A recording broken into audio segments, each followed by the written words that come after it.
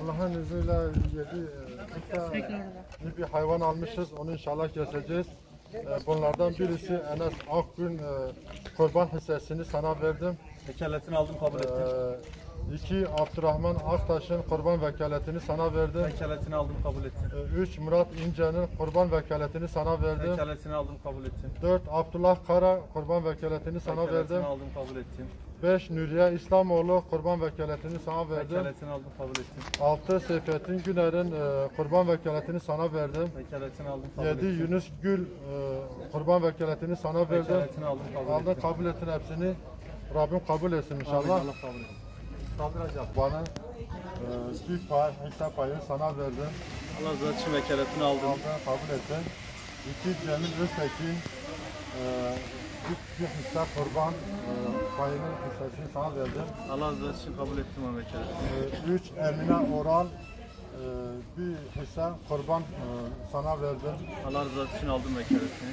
4 Hacı Şayman Çelik bir hisse sana verdim. Kurbandır bu da. Allah razı olsun, aldım vekaletini. 5 Atiye İnce bir hisse kurban payını sana verdim. Allah razı olsun, aldım vekaletini. 6 Yasin Öztekin bir hisse kurban sana verdim. Allah razı olsun, aldım vekaletini. 7 Miyaser Ürmez bir hisse kurban payını sana verdim. Allah razı olsun, aldım Rabbim vekaletini. kabul etsin. Amin. Kaza beladan muhafaza etsin inşallah. Böyle hayvanı da görecek şekilde Lazım, onu ödemiyorsun. biraz yakına geç, sesini az. Euzubillahimineşşeytanirracim. Bismillahirrahmanirrahim. Rabbimin izniyle kurbanlarımızı keseceğiz. Hayırseverlerimiz bize vekaletlerini vermişler. Bizler de o vekaletleri Rabbimize vererek inşallah kurbanımızı keseceğiz. Rabbim şimdiden kabul etsin inşallah. Bir Bilal Bayık adak kurbanı bir pay, hisse payı sana verdim. Allah razı olsun, vekaletini aldım. Aldın, kabul ettin. 2 Cemil Öztekin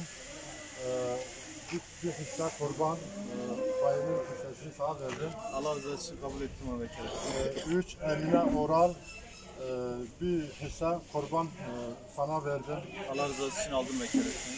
4 Hacı Şayma Çelik bir hisse sana verdim. Kurbandır bu da. Allah razı olsun, aldım vekaletini. 5 Atiye İnce bir hisse kurban payını sana verdim. Allah razı olsun, aldım vekaletini. 6 Yasin Öztekin bir hisse kurban sana verdim. Allah razı olsun, aldım vekaletini. 7 Miyaser Ölmez bir hisse kurban payını sana verdim. Allah razı olsun, aldım Rabbim vekaletini. kabul etsin. Rabbim kaza beladan muhafaza etsin inşallah. Hadi geçin.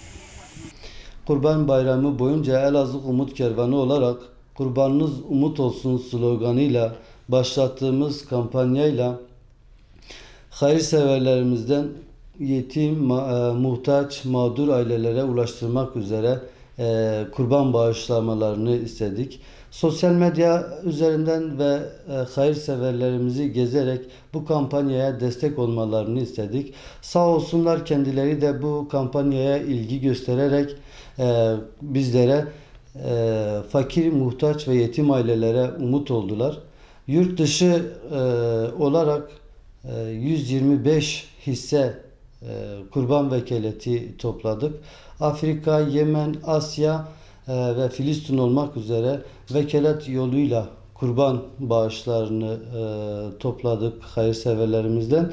Elazığ merkezde ve ilçe temsilciliklerimizde, Palu, Kovancılar, Karakoçan ve Maden temsilciliklerimizde toplamda 7 büyükbaş ve 22 küçükbaş olmak üzere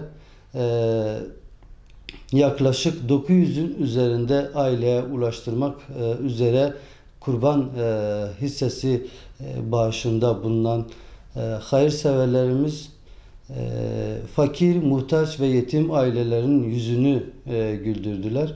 Rabbim yaptıkları yardımlardan, bağışladıkları kurbanlardan dolayı razı olsun. Bizlere vekalet yoluyla kurban bağışlayan hayırseverlerimize Umut Kervanı adına teşekkür ediyor. Rabbim hayırlarını kabul etsin, ahirette kurtuluşlarına vesile kılsın inşallah.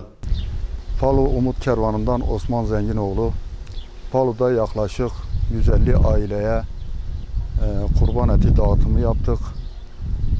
Bu zor zamanda, pandemiden dolayı bu zor zamanda muhtaç ailelerimize yapabildiğimiz bu yardımlardan dolayı Allah hayır sahiplerinden razı olsun. Kurban sahiplerinden, bağışçılardan Allah razı olsun.